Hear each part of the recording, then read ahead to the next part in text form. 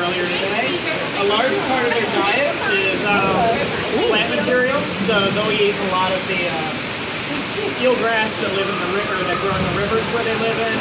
They'll also eat the fruit that falls down from the trees, as well as any kind of like invertebrates or aquatic insects and little guy ones in there. So their eyesight actually isn't all that great.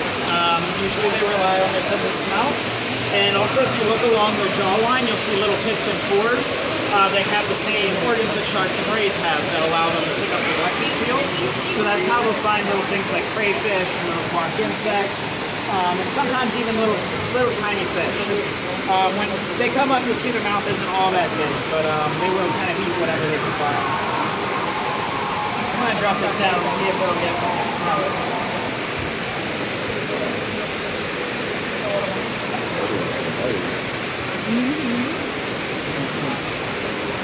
There he goes.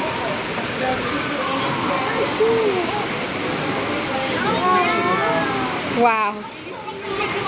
I've never seen that. So something that's really cool about the lungfish is they have an organ that acts kind of like our lungs do.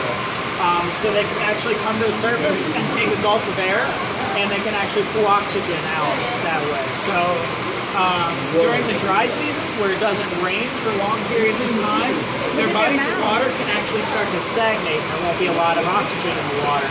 So instead of using their gills like they're doing right now, they can come to the surface and take a gulp of air and they can survive. Let's go. Carry on. How cool.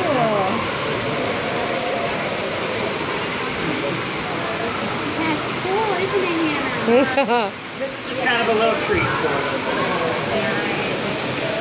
So there's actually different species of lungfish. This is the Australian lungfish. They actually have one of these lungs, but they can also use their gills. There's also South American and African species of lungfish. They actually have two lungs, but their gills aren't very well developed, so they have to come to the surface and breathe.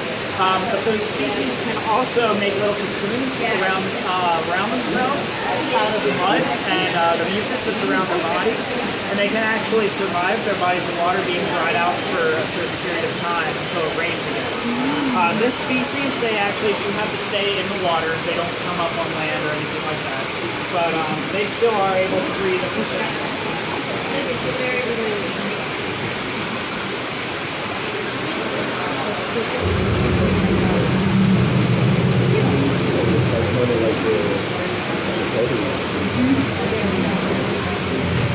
That's so cool. That is cool.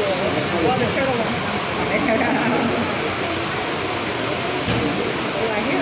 Look at his nose. Look at his nose. So this is one of our pig-nosed turtles. I love the pig nose.